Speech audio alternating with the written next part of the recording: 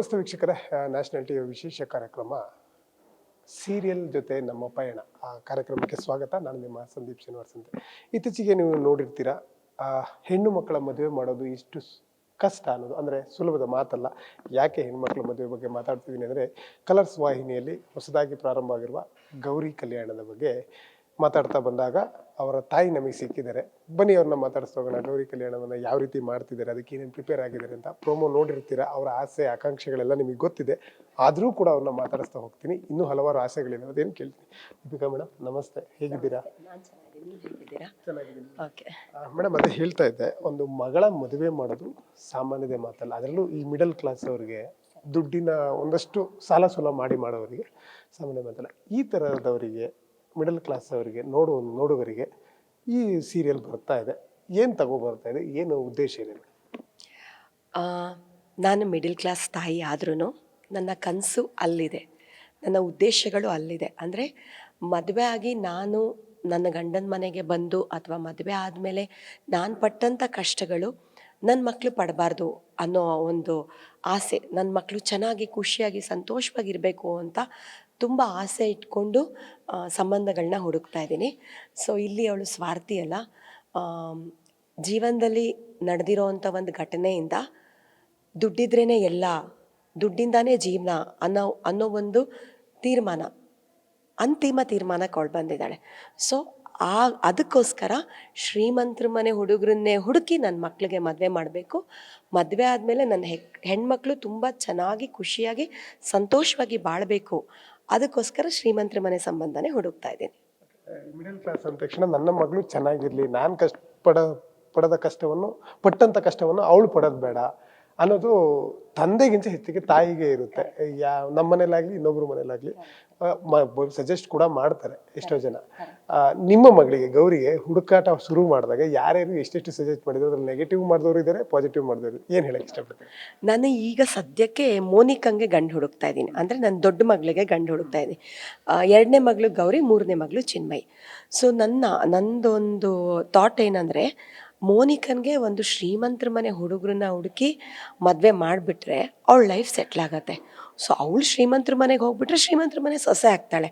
So ಅವಳ ಸಹಾಯ ತಗೊಂಡು ಮತ್ತೆ ಈ ಎರಡು ಹೆಣ್ಮಕ್ಳು ದಡ ಸೇರಿಸೋಣ ಅಂತ ಒಂದು ಆಸೆಯಲ್ಲಿ ಅವಳಿಗೆ ಇವಾಗ ಶ್ರೀಮಂತರ ಮನೆ ಸಂಬಂಧನ ಹುಡುಕ್ತಾ ಇದ್ದೀನಿ.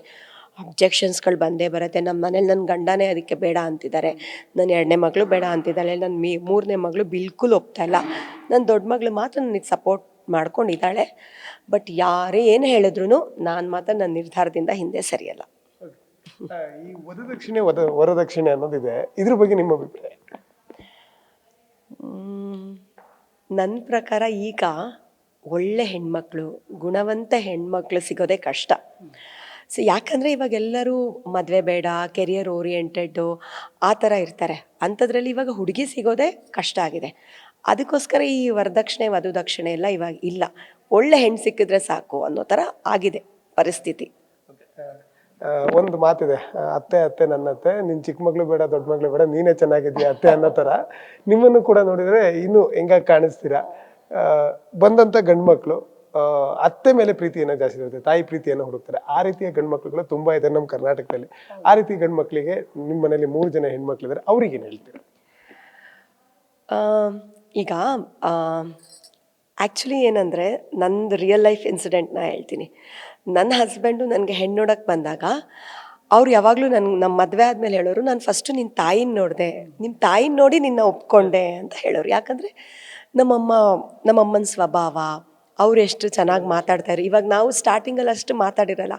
ಅವ್ರು ಬಂದಾಗ ನಮ್ಮಮ್ಮ ಅವ್ರನ್ನ ಆತಿಥ್ಯ ಮಾಡಿದ ರೀತಿ ಅದನ್ನು ನೋಡಿ ಯಾವಾಗಲೂ ನನ್ನ ಹಸ್ಬೆಂಡ್ ಹೇಳೋರು, ನಿಮ್ಮಮ್ಮನ ನೋಡಿ ನೀನು ಒಪ್ಕೊಂಡೆ, ನಿನ್ನ ಅಮ್ಮನ ವಯಸ್ಸಾದಮೇಲೆ ನೀನು ಹಂಗಿರ್ತೀಯ ಅಂತ. ಅದೇ ರೀತಿ ಇವಾಗ ನಾನು ಮನೆಗೆ ಬರೋ ಗಂಡು ಮಕ್ಕಳು ನಾನು ಹೆಂಗಿರ್ತೀನಿ, ಹೇಗೆ ನೋಡ್ಕೋತೀನಿ, ನಾನು ಎಷ್ಟು ಮಹತ್ವಾಕಾಂಕ್ಷಿಯಾಗಿದ್ದೀನಿ ಅನ್ನೋದು ಅವ್ರಿಗೆ ಗೊತ್ತಾಗತ್ತಲ್ಲ. ಸೊ ನನ್ನ ಹೆಣ್ಮಕ್ಳು ಹಾಗೆ ಬೆಳೆಸಿರ್ತೀನಿ. ಸೊ ಅವ್ರಿಗೆ ನಿರಾಸೆ ಮಾಡೋದಿಲ್ಲ ನಾನು. ಅಂದರೆ ತಾಯಿಯಂತೆ ಮಗಳು, ನೂಲಿನಂತೆ ಸೀರೆ ಅನ್ನೋ ಥರ. ಓಕೆ, ಇದನ್ನು ಬಿಟ್ಟರೆ ಮೇಡಮ್, ನೀವು ಈ ಟಿ ವಿಯಲ್ಲಿ ಇದ್ದಾಗ ಮುಕ್ತ ಸೀರಿಯಲಲ್ಲಿ ತೆರೆಯನ್ನು ಹಂಚ್ಕೊಂಡವರು. ಅದಾದಮೇಲೆ ಕಲರ್ಸ್ ಕನ್ನಡ ಬಣ್ಣ ಹಚ್ಚಿದ ಮೇಲೆ ಕಲರ್ಸ್ ಕನ್ನಡ ಅದಕ್ಕೆ ಬದಲಾದ್ಮೇಲೆ ಇದೇ ಮೊದಲನೇ ಸೀರಿಯಲ್ ಅಂತ ಕೇಳ್ಪಟ್ಟೆ.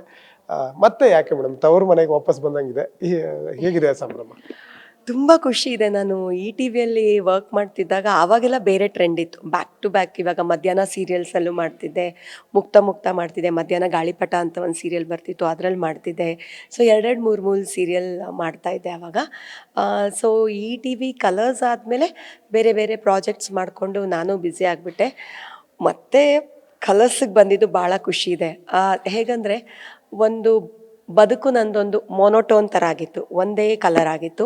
ಈಗ ಕಲರ್ಸಿಗೆ ಬಂದಮೇಲೆ ಈ ಕಾಂತಲಕ್ಷ್ಮಿ ಪಾತ್ರ ಹೇಗೆ ವೈವಿಧ್ಯಮಯವಾಗಿದೆಯೋ, ಹೇಗೆ ಕಲರ್ಫುಲ್ ಆಗಿದೆಯೋ, ಅದೇ ರೀತಿ ನನ್ನ ಲೈಫು ಕಲರ್ಫುಲ್ ಆಗ್ತಾ ಇದೆ. ಎಲ್ಲ ತಾಯಂದಿರ ಕನಸನ್ನ, ಎಲ್ಲ ತಾಯಂದಿರ ಆಸೆ ಆಕಾಂಕ್ಷೆಗಳನ್ನ, ಅಂದ್ರೆ ಮಿಡಲ್ ಕ್ಲಾಸ್ ಅಲ್ಲಿ ಇಷ್ಟಪಡುವಂತ ತಾಯಂದಿರು ಆಸೆ ಪಡುವಂತ ಆಸೆಗಳನ್ನ ನಿಮ್ಮ ಮೂಲಕ ಕಲರ್ಸ್ ಹೇಳೋಕೆ ಪ್ರಯತ್ನ ಪಡ್ತಾ ಇದೆ. ಆ ಕಾಂತಲಕ್ಷ್ಮಿ ಪಾತ್ರವನ್ನು ಮಾಡ್ತಾ ಇದ್ದೀರಾ. ಎಲ್ಲ ತಾಯಂದಿರಿಗೆ ಮತ್ತೆ ಹೆಣ್ಣು ಮಕ್ಕಳಿಗೆ, ಮದುವೆ ಆಗೋ ಹೆಣ್ಣು ಮಕ್ಕಳಿಗೆ ಮತ್ತೆ ಮದುವೆ ಆಗೋಕೆ ಹೆಣ್ಣನ್ನ ಹುಡುಕ್ತಿರೋ ಹುಡುಗರಿಗೆ, ಅದು ತುಂಬಾ ಸಮಸ್ಯೆ ಆಗಿದೆ ಇವಾಗ, ನನ್ನನ್ನು ಸೇರಿ. ಆ ಹುಡುಗರಿಗೆಲ್ಲ ಏನ್ ಹೇಳಕ್ ಇಷ್ಟಪಡ್ತಾರೆ, ಯಾವಾಗ ಬರ್ತಾ ಇದ್ದೀರಿ? ನಾವು ಇದೇ ಮಂಗಳವಾರದಿಂದ ರಾತ್ರಿ 8 ಗಂಟೆಗೆ ನಿಮ್ಮ ಮನೆಗಳಿಗೆ, ನಿಮ್ಮ ಮನಸ್ಸುಗಳಿಗೆ ಬರ್ತಾ ಇದ್ದೀವಿ.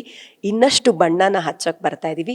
ಖಂಡಿತ ನಮ್ಮ ಒಂದು ಧಾರಾವಾಹಿಯಿಂದ ನೀವೇನೇನು ನಿರೀಕ್ಷೆ ಇಟ್ಕೊಂಡಿದ್ದೀರೋ, ನೀವೇನೇನು ಬಯಸ್ತಿರೋ ಅದೆಲ್ಲ ಅಂಶಗಳು ನಮ್ಮ ಧಾರಾವಾಹಿಗಳಲ್ಲಿದೆ. ಆ್ಯಂಡ್ ತಾಯಂದಿರಿಗೆ ನಾವು ಹೇಳಬೇಕು ಅಂದರೆ, ಪ್ರತಿಯೊಂದು ತಾಯಿ she's a warrior, she's a fighter, she's a soldier. ಅವಳಿಗೋಸ್ಕರ ಅವಳು ಸ್ಯಾಕ್ರಿಫೈಸ್ ಮಾಡ್ಕೋತಾಳೆ ಹೊರತು ಅವಳ ಮಕ್ಕಳ ವಿಷಯ ಅಂತ ಬಂದಾಗ ಅವಳು ಖಂಡಿತವಾಗ್ಲೂ ಸ್ಯಾಕ್ರಿಫೈಸ್ ಮಾಡ್ಕೊಳ್ಳೋದಿಲ್ಲ. ಆಮೇಲೆ ತುಂಬ ಜನ ತಾಯಂದಿರ ದುಃಖ ಆಗಿರಲಿ, ಕಷ್ಟ ಆಗಿರಲಿ, ಅವ್ರು ಯಾವತ್ತೂ ಅದನ್ನು ಹೇಳ್ಕೊಂಡೇ ಇರಲ್ಲ. ಹೇಳ್ಕೊಳ್ಳೋಕ್ಕೆ ಅವ್ರಿಗೆ ಅವಕಾಶ ಇರುತ್ತೆ.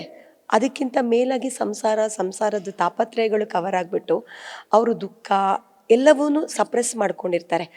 ಬಹುಶಃ ಅಂಥ ಒಂದು ಸಾವಿರಾರು ತಾಯಿಗಳನ್ನ ನಾನು ರೆಪ್ರೆಸೆಂಟ್ ಮಾಡ್ತಾ ಇದ್ದೀನಿ ಅಂತ ಅನಿಸುತ್ತೆ. ಎಲ್ಲ ತಾಯಂದಿರ ಜೀವನದಲ್ಲೂ ಏನೇನೋ ಘಟನೆಗಳು ನಡೆದು ಕೊನೆಗೆ ಅವರು ನನ್ನ ಮಕ್ಕಳು ಚೆನ್ನಾಗಿರಬೇಕು, ಪ್ರತಿಯೊಂದು ತಾಯಿನೂ ತನ್ನ ಮಕ್ಕಳು ಚೆನ್ನಾಗಿರಬೇಕು ಅಂತಲೇ ಜೀವನದಲ್ಲಿ ಒಂದು ಸಂಸಾರದಲ್ಲಿ ಅವಳು ಬದ್ಧವಾಗಿ ಯಾಕಿರ್ತಾಳೆ ಅಂದರೆ ಮಕ್ಳಿಗೋಸ್ಕರ ಇರ್ತಾಳೆ. ಆ ಥರ ಒಂದು ಸಾವಿರಾರು ತಾಯಿನ ನಾನು ರೆಪ್ರೆಸೆಂಟ್ ಮಾಡ್ತಾ ಇದ್ದೀನಿ ಅನ್ನೋ ಹೆಮ್ಮೆ, ತೃಪ್ತಿ ನನಗೆ ತುಂಬ ಇದೆ. ನೀವೆಲ್ಲರೂ ಈ ಧಾರಾವಾಹಿನ ಒಂದು ಪಾಸಿಟಿವ್ ಆಗಿ ಸ್ವೀಕಾರ ಮಾಡಿ. ಬಹುಶಃ ಕಾಂತಲಕ್ಷ್ಮಿ ಅನ್ನೋ ಕ್ಯಾರೆಕ್ಟರ್ ಇನ್ನಷ್ಟು ತಾಯಿ ಹೃದಯಗಳಿಗೆ ಹತ್ತಿರ ಆಗ್ತೀನಿ ಅನ್ನೋ ಭರವಸೆ ನನಗಿದೆ. ಮೇಡಮ್, ದೀಪಿಕಾ ಇನ್ನು ಕಾಂತಲಕ್ಷ್ಮಿ ಆಗಿ ಎಲ್ಲರ ಮನೆ ಒಳಗೆ ಕೂತು ನಮ್ಮ ಸಂಸಾರದ ಜೀವನವೇನೋ ಅನ್ನೋದು ನೋಡೋ ಥರ ಆಗಲಿ, ಒಳ್ಳೇದಾಗಲಿ madam. Thank you so much. Thank you. Yes ವೀಕ್ಷಕರೇ, ಇದಿಷ್ಟು ಹೊಸದಾಗಿ ಒಂದು ಸೀರಿಯಲ್ ಬರ್ತಾ ಇದೆ ಕಲರ್ಸ್ ಕನ್ನಡ ಮುಖಾಂತರ. ನಿಮ್ಮನ್ನು ರಂಜಿಸಲು ಅದರಲ್ಲಿ ಯಾವ ಪಾಯಿಂಟನ್ನು ತಗೋಬೇಕು, ಯಾವ ಪಾಯಿಂಟನ್ನು ಅಲ್ಲಿ ಬಿಡಬೇಕು ಅನ್ನೋದನ್ನು ನಿಮ್ಮ ನಿರ್ಧಾರವನ್ನು ಮಾಡಿ. ನಮಸ್ಕಾರ. ಇದು ಸಂದೀಪ್ ಶ್ರೀನಿವಾಸ್ ಅಂತೆ, ನ್ಯಾಷನಲ್ ಟಿವಿ. ನನ್ನ ಜೊತೆ ವೆಂಕಟೇಶ್ ಅವರು. ನಮಸ್ಕಾರ.